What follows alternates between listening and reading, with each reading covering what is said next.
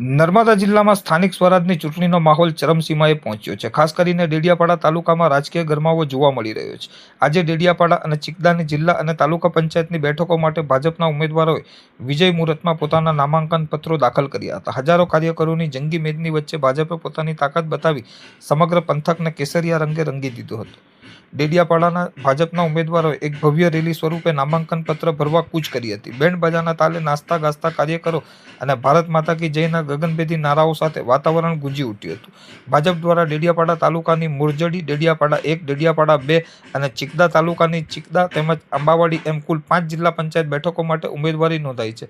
સાથે જ ડેડિયાપાડાના 18 અને ચિકદાની 16 તાલુકા પંચાયત બેઠકના ઉમેદવારોએ પણ પોતાના ફોર્મ જમા કરાવ્યા હતા। ડેડિયાપાડા 1 થી રીતેશ કુમાર વસાવા, ડેડિયાપાડા 2 થી મુક્તિબેન વસાવા, મુરજડીથી કાશીબેન વસાવા, આંબાવાડીથી અશ્વિનભાઈ વસાવા, ચિકદા બેઠક પરથી અંબાબેન વસાવાએ મેદાનમાં ઝંપલાવ્યું છે। આ શક્તિ પ્રદર્શનમાં ભરૂચના સાંસદ મનસુખભાઈ વસાવા ખાસ ઉપસ્થિત રહ્યા હતા। તેમની સાથે જિલ્લા પ્રભારી અર્જુનભાઈ ચૌધરી, પૂર્વ વનમંત્રી મોતીલાલ વસાવા અને પૂર્વ જિલ્લા પંચાયત પ્રમુખ શંકરભાઈ વસાવાએ પણ હાજરી આપી ઉમેદવારોને જીતના આશીર્વાદ પાઠવ્યા હતા। ભાજપના દિગ્ગજ નેતાઓએ દાવો કર્યો છે કે વિકાસના કામોને જોતા જનતા ફરી એકવાર ભાજપ પર વિશ્વાસ મૂકશે અને તમામ બેઠકો પર ભવ્ય વિજય થશે। ચૂંટણી પહેલાના આ શક્તિ પ્રદર્શનને વિરોધ પક્ષોમાં પણ ફફડાટ ફેલાવ્યો છે। હવે જોવાનું એ રહેશે કે મતદાનના દિવસે આ જનમેદની મતોમાં કેટલી પરિવર્તિત થાય છે।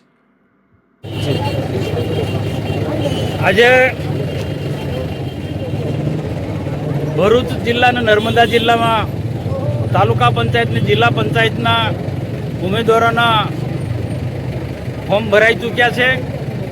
આજે નર્મદા જિલ્લામાં પણ બધી જ તાલુકા પંચાયત, બધા જિલ્લા પંચાયતના ફોર્મ ભરાયા છે।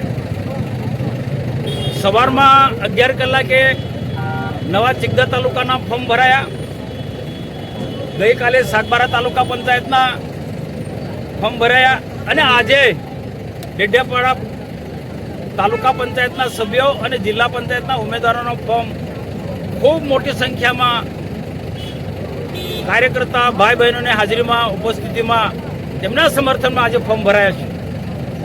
આજે જે પ્રકારે જનમેદની અને કાર્યકર્તાઓનો જુસ્સોનો ઉત્સાહ હતો એ જોતા હું ચોક્કસ વિશ્વાસ સાથે કહી શકું છું, હું અનેક પ્રકારની વિધાનસભાની ચૂંટણી લડ્યો છે, તાલુકા પંચાયતની ચૂંટણીઓ કે સરપંચની ચૂંટણીઓ પણ લડાઈ ચૂક્યો છું।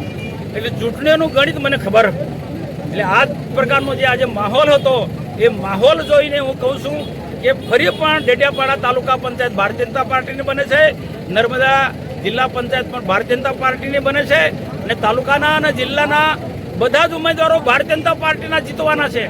એટલા માટે વિશ્વાસથી હું કહી શકું છું કે કેન્દ્રમાં ભાજપની સરકાર છે, નરેન્દ્રભાઈ મોદીની સરકાર છે અને કામ કરતી સરકાર છે। અનેક કલ્યાણકારી યોજના લઈને ચાલનારી સરકાર છે।